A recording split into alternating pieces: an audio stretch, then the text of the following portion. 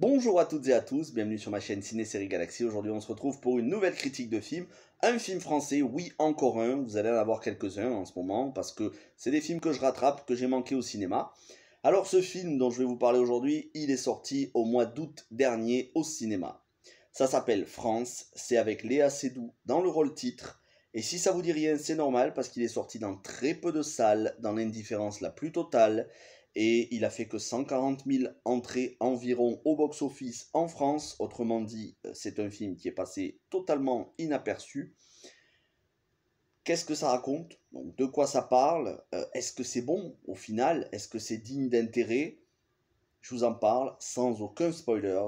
Et de toute façon, spoiler ou pas spoiler, il y a tellement pas grand-chose à raconter dans ce film que ça fera pas la différence. Alors, comme je vous disais, c'est avec Léa Seydoux qui joue le rôle de France de Meurs, qui est une journaliste star. Vous savez, un petit peu comme toutes ces stars des médias mainstream que l'on a, BFM TV, CNews, LCI, etc. D'ailleurs, elle travaille pour une chaîne qui s'appelle I. Est-ce qu'ils ont voulu faire un clin d'œil à iTélé, l'ancien CNews? Probablement, c'est quand même tellement criant de ressemblance, les médias qui sont dépeints avec les médias d'information ou plutôt de désinformation en continu, qu'on y voit à peine une chaîne comme BFM ou CNews déguisée. Donc on y suit cette journaliste qui est une star, qui est adulée par les Français, par ses confrères, ses consoeurs, par son assistante qui la tient en tellement grande estime, qui n'arrête pas de la flatter, son assistante jouée par Blanche Gardin, qui a une vie de famille assez désastreuse. Elle s'entend absolument pas avec son mari. C'est presque s'ils sont au bord du divorce. Son mari joué par Benjamin Biolay. Et elle ne pense qu'à la notoriété, la célébrité, le fait de ne pas être une anonyme, d'être connue. Tout le monde lui demande de prendre des selfies, des autographes, ce genre de choses. Elle est connue dans la France entière et même en dehors de France. Elle fait des reportages à l'étranger, des reportages de guerre, elle interviewe des politiques, elle interviewe des people, elle interviewe toutes sortes de personnes.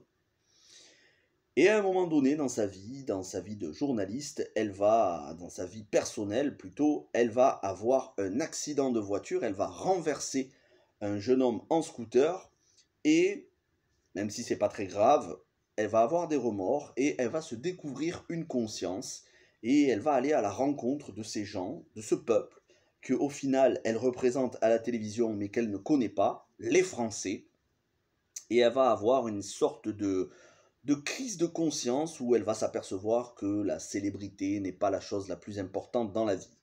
Elle va traverser des drames personnels, plus ou moins graves dans le film, tout ça en continuant de faire son métier de reporter plus ou moins hypocrite, de reporter qui se met très en valeur, qui recherche absolument la célébrité, les flashs. De temps à autre, elle va se faire recadrer par des invités, elle va connaître des déboires lors de ses interviews.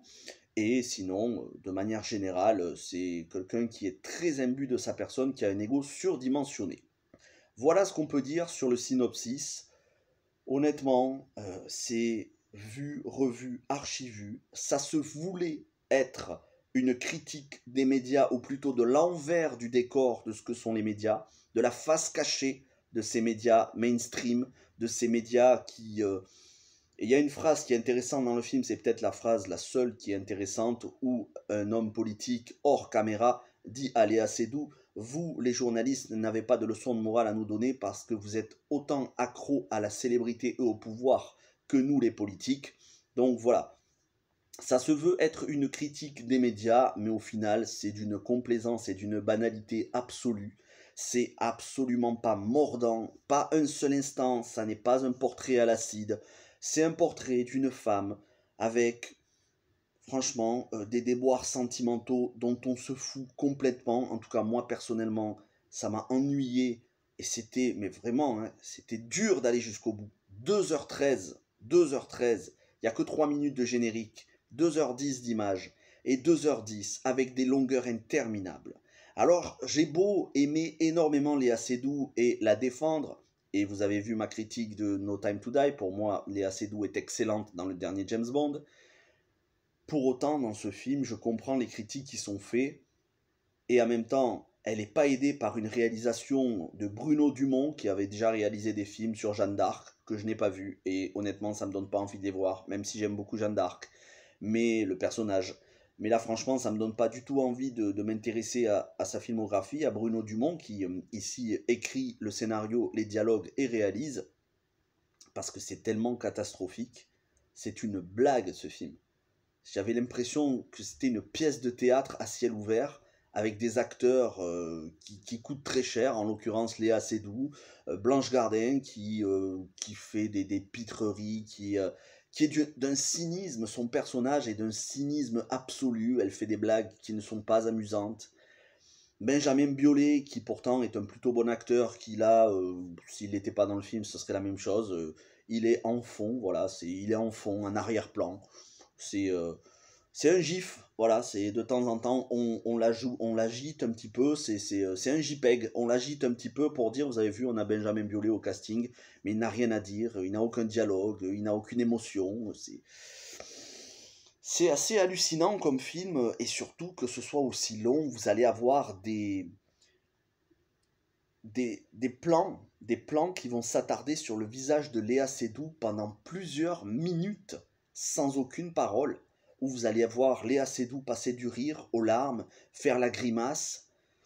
Quel intérêt? Quel intérêt? Alors si c'était pour mettre Léa Seydoux en avant et pour dire, voyez, Léa Seydoux est capable de faire toutes sortes d'émotions, oui, mais malheureusement, les personnages, que ce soit Léa Seydoux, Blanche Gardin, Benjamin Biolay ou tous les autres, sont tellement désagréables, ne sont pas attachants, pas un seul instant.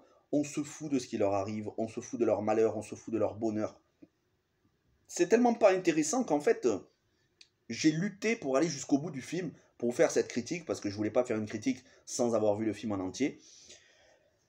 Tout a déjà été raconté dans un film dont c'était une de mes premières critiques sur la chaîne qui s'appelait Toute ressemblance, réalisé par Michel Denisot avec Franck Dubosc au casting en rôle principal. C'était la même chose, sauf que le film avec Franck Dubosc était amusant, beaucoup plus mordant, c'était pas parfait, mais était beaucoup plus intéressant. Il y avait des vannes qui fonctionnaient, il y avait des vannes à l'acide, c'était beaucoup plus pertinent, même si, encore une fois, c'était complaisant sous certains aspects, mais c'était vraiment divertissant et c'était exactement la même histoire avec un présentateur, là c'est une présentatrice, mais sinon c'est un film qui est totalement inutile, c'est un film qui ne raconte rien, tout simplement quand on a fini de voir le film, on se dit ok mais qu'est-ce qu'on a appris?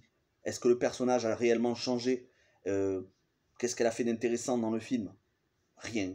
Tout ce que vous voyez à la télé, des journalistes qui interviewent des politiques, des reportages de guerre sur les migrants. Tout a déjà été dit sur BFM TV. Il suffit de regarder BFM TV. BFM TV, de toute façon, vous savez que c'est de la fiction, hein, c'est pas de l'information qu'il y a sur BFM TV, CNews, LCI et tous les médias mainstream. C'est pas vraiment de l'information. On est plus dans de la fiction. Bon, ben, si vous voulez voir à quoi ressemble ce film, vous allumez BFM TV pendant 5 minutes et vous aurez le résumé de ce film. Ni plus ni moins. Après, bon, si c'est pour voir Léa Seydoux dans des soirées mondaines, ça plaira à certains. Moi, franchement, j'en avais strictement rien à faire. C'est dommage parce que j'aime bien Léa Seydoux. Elle a du talent, c'est indéniable. Blanche Gardin aussi a du talent, tout comme Benjamin Biolay. Sauf que leur talent, ben, il ne transparaît pas dans ce film. Tout simplement, c'est le premier film de cette année 2021 qui est aussi mauvais et si ça continue, à moins qu'il est plus mauvais, sinon il sera dans le top 5 des pires films de l'année, même si c'est un film qui est sorti l'année dernière en 2021. Voilà ce que je pouvais vous dire, je vais m'arrêter là parce que j'ai pas envie de le faire assez long, franchement, ça t'est déjà une purge à regarder, c'était une torture.